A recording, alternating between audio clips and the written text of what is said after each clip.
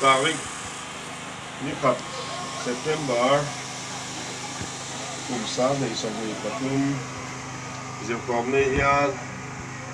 Parvati Women Library building chu tangkai takle pataka mana nei ten lop takin ka home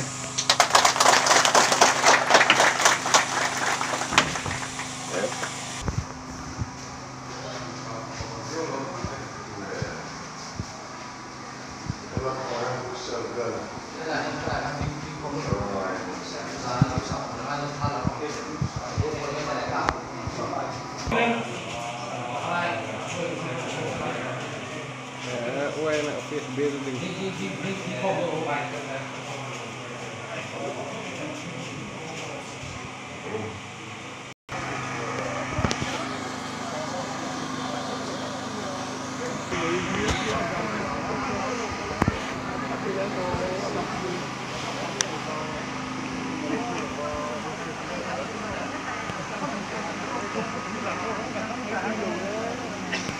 Office white. châu coi mong tiền đi bỏ Office nói lắm còn hít dầu cá hay khi office nói tôi nói đến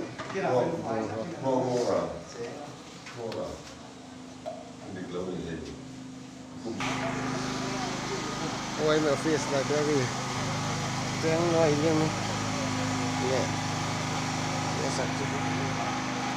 còn người ta anh cái xe ra lâu oleh